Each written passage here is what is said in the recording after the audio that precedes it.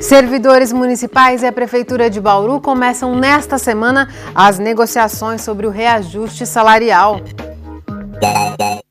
Trabalhadores fecham um pedido de aumento em 10,74%. Secretário de Finanças diz que é preciso avaliar o orçamento. Pesquisa da Unesp busca livrar diabéticos das injeções. A ideia é desenvolver micro-organismos que produziriam a insulina dentro do intestino do paciente. Na entrevista do dia, a importância da psicologia organizacional e do trabalho, tema de um congresso na Unesp. Está no ar o Unesp Notícias desta terça-feira, 14 de fevereiro.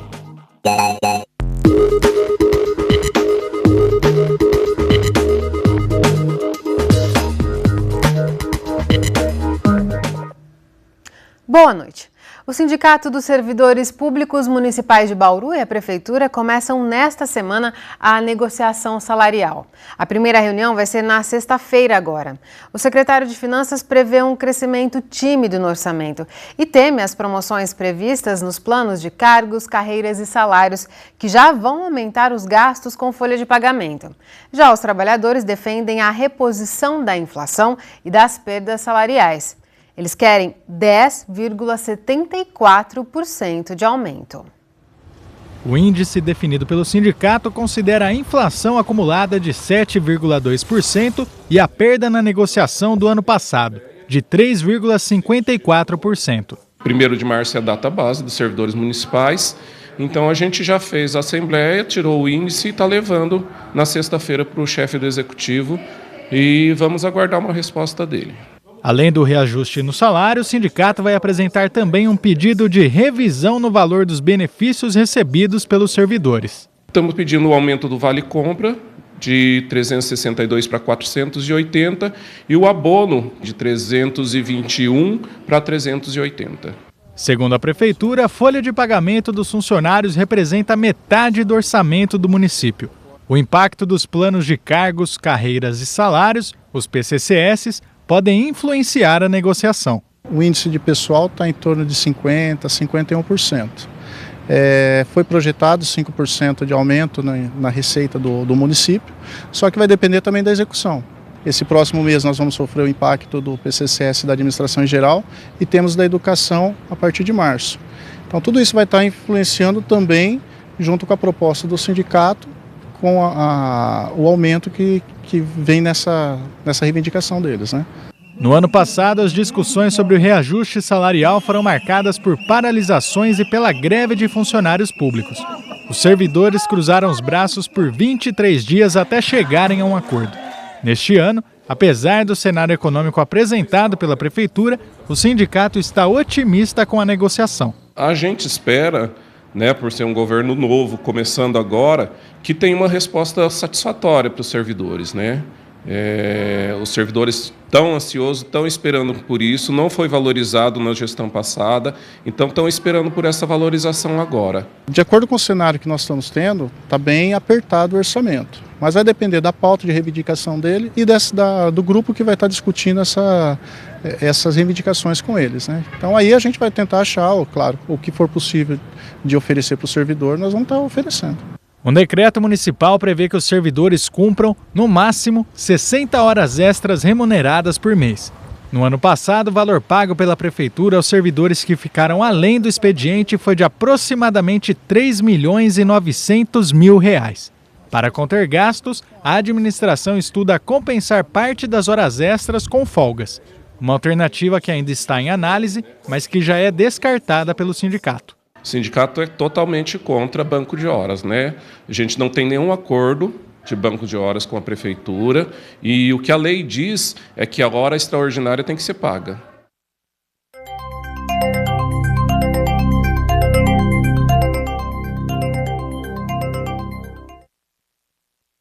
Os próximos dias em Bauru devem repetir o calor de hoje e seguir com baixa possibilidade de chuva. Os detalhes na previsão do tempo com informações do IPMET e do CPTEC. Até o fim da semana, o sol deve predominar na maior parte do estado. Amanhã e nos próximos dias é possível que caiam pancadas em pontos isolados. Para Bauru, não tem previsão de chuvas para esta quarta-feira. Agora a umidade do ar é de 58%. Os ventos são de brisa a 6 km por hora. Hoje pela manhã fez 21 graus e no início da tarde a temperatura subiu para 31. Amanhã a mínima prevista é de 22 e a máxima de 32 graus. Depois do intervalo, você vai conhecer uma pesquisa da Unesp que pretende acabar com o sofrimento de diabéticos. Em vez de injeções, probióticos que produziriam a insulina dentro do intestino do paciente. É daqui a pouco, voltamos num instante só. Voltamos com uma dica para quem busca aprimoramento profissional e de graça. Estão abertas as inscrições para o processo seletivo de aprendizagem industrial do Senai. As vagas são para os cursos de almoxarife e mecânico de usinagem. O repórter Murilo Barbosa tem as informações. O curso de aprendizagem industrial é voltado aos candidatos encaminhados pelas empresas contribuintes do Senai, com o objetivo de oferecer formação inicial e qualificação aos aprendizes. Sobre esse assunto eu converso com Ademir Redondo, que é diretor do Senai Bauru. Ademir, quantas vagas estão sendo oferecidas para os cursos? Murilo, nós estamos oferecendo 2 cursos. O almoxarife são 32 vagas, 16 no período da manhã, 16 no período da tarde. E o mecânico de usinagem, 32 vagas no período da tarde. Quais são os requisitos para quem tiver interesse e quiser fazer inscrição? Para o candidato que quer fazer o curso de almoxarife, ele tem que ter concluído o 7º ano do ensino fundamental ou concluir até o meio do ano e também ter 14 anos a idade mínima. E a idade máxima é ele concluir esse curso, que é de 1 ano, com idade inferior a 24 anos. O mecânico de usinagem, ele tem que ter concluído o ensino fundamental e a idade mínima é 14 anos e também a idade máxima é concluir o curso, que é de 2 anos, com idade inferior a 24 anos. Até quando podem ser feitas e como as inscrições devem ser realizadas? As inscrições estão abertas até o dia 15 de fevereiro e basta ele entrar no site do Senai, que é www.sp.senai.br/processo seletivo. Ou ainda, ele pode vir aqui na Secretaria da Escola Senai Bauru, que fica na rua Virgílio Malta, 1122, e nós temos os computadores, os terminais para ele fazer a inscrição e tem pessoas, inclusive, para tirar alguma dúvida, para ajudar ele a fazer essa inscrição. Ademir, muito obrigado pelas informações. Lembrando, então, inscrições abertas até o dia 15 de fevereiro podem ser feitas pelo endereço www.sp.senai.br/processo seletivo. E uma prova que será aplicada aos candidatos inscritos será realizada no dia 12 de março. Mais informações diretamente aqui na unidade Senai. Murilo Barbosa para o Unesp Notícias. Você vai conhecer agora uma pesquisa da Unesp em Araraquara que pode revolucionar o tratamento do diabetes. Hoje, quem precisa tomar insulina diariamente para controlar a doença não tem como fugir das picadas da agulha. Mas os pesquisadores da universidade trabalham no desenvolvimento de um probiótico capaz de produzir a insulina diretamente no intestino do paciente. Ele poderia ser tomado como um iogurte, por exemplo. Para quem convive com o diabetes, seria um alívio numa rotina que não é nada fácil. Tudo que tem na mesa da Rita não contém açúcar. Para não ficar sem as sobremesas, ela aprendeu a preparar receitas diet e a ler o rótulo dos produtos no mercado. O começo dessa adaptação foi há 26 anos, quando ela descobriu ter diabetes tipo 2. Consultei, né? Primeiro médico, aí me encaminhou para uma nutricionista, aí ela fez um estudo, né? E eu vou adequando a quantidades que ela calculou, tudo, né? E a gente vai tentando o máximo, né? Se alimentar bem, né? Com o tempo, a doença acabou se descontrolando. E por isso já faz 10 anos que a Rita precisa usar insulina. O hormônio sintético é sempre necessário nos casos de diabetes tipo 1 e também pode ser indicado quando já não é possível mais tratar o diabetes tipo 2 somente com medicamentos via oral.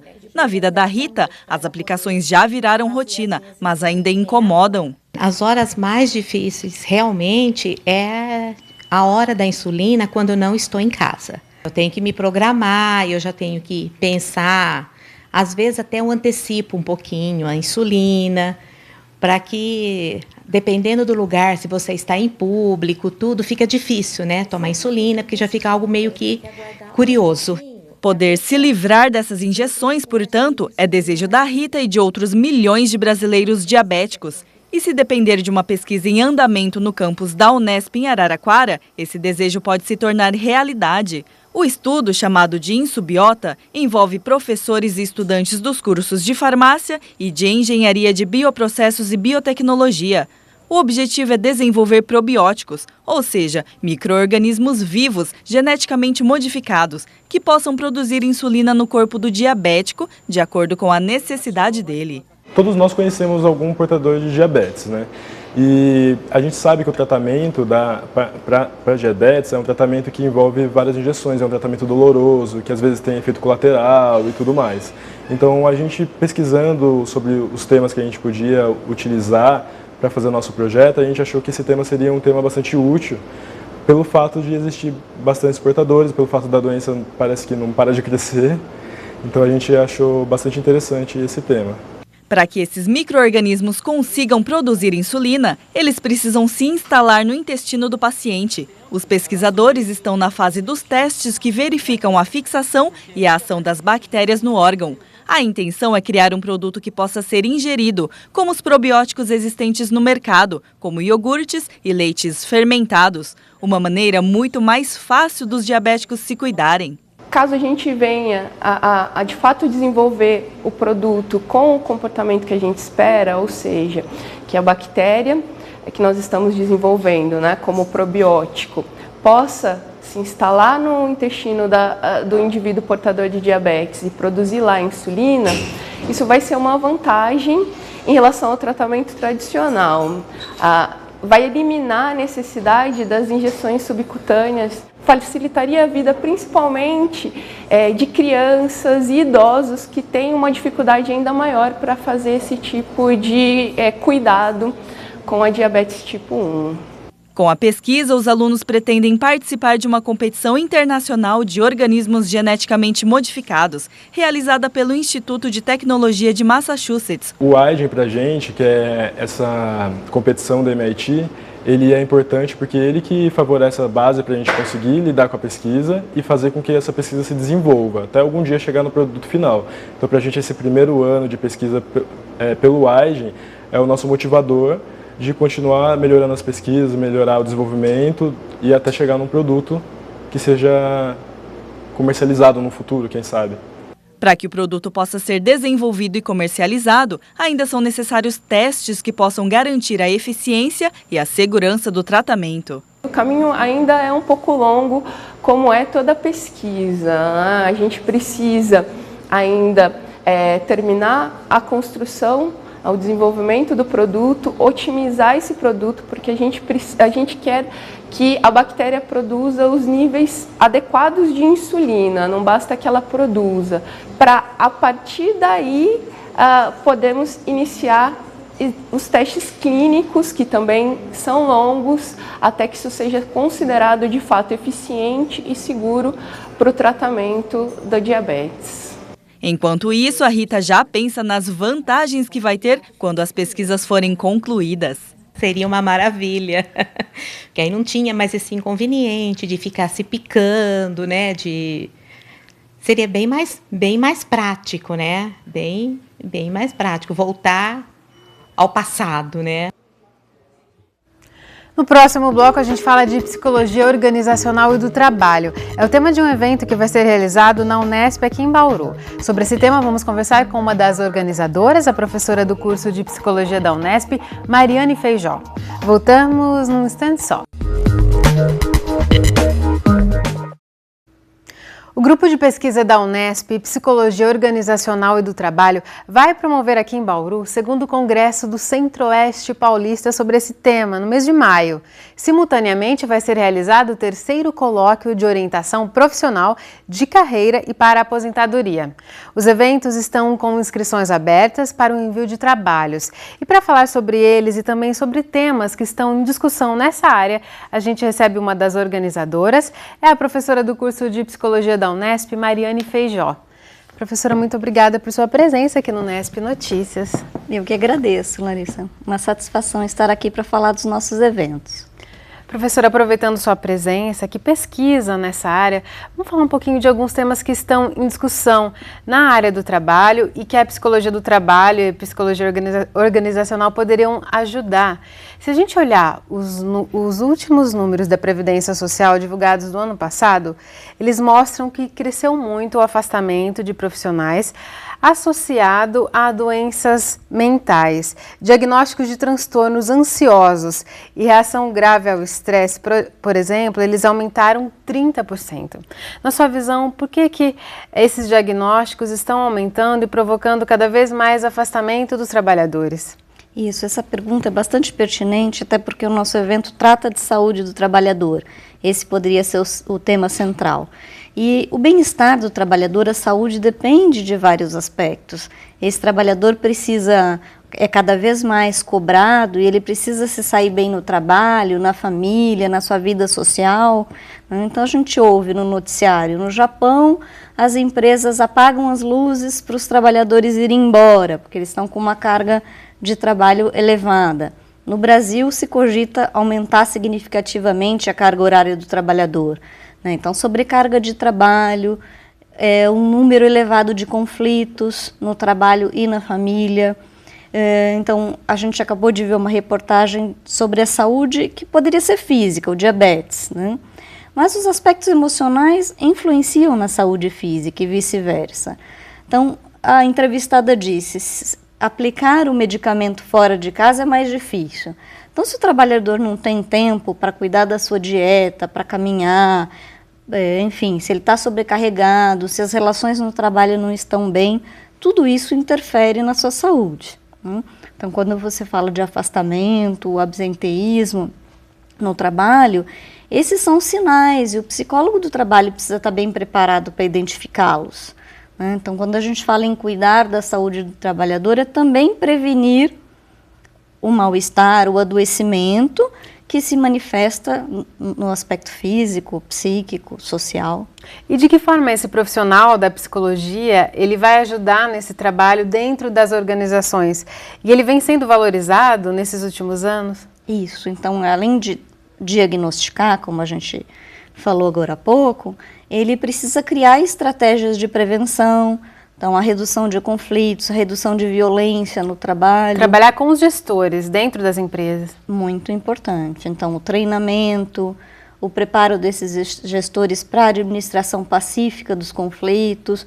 Então os conflitos não são necessariamente ruins e maléficos, eles criam, eles trazem a oportunidade de criar também. Mas quando eles são administrados ou enfrentados com violência, eles geram mais adoecimento.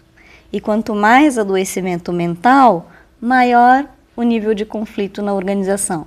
Quanto maior a competitividade, o desgaste físico e emocional do trabalhador, maior o nível de conflito. Então a gente tem esses círculos que a gente diz, né, que trazem bastante adoecimento, mal-estar, insatisfação no trabalho, que poderia ser fonte de saúde, de renda, de realização. Uma outra situação que vem crescendo também é a chamada síndrome de burnout ou síndrome do esgotamento profissional.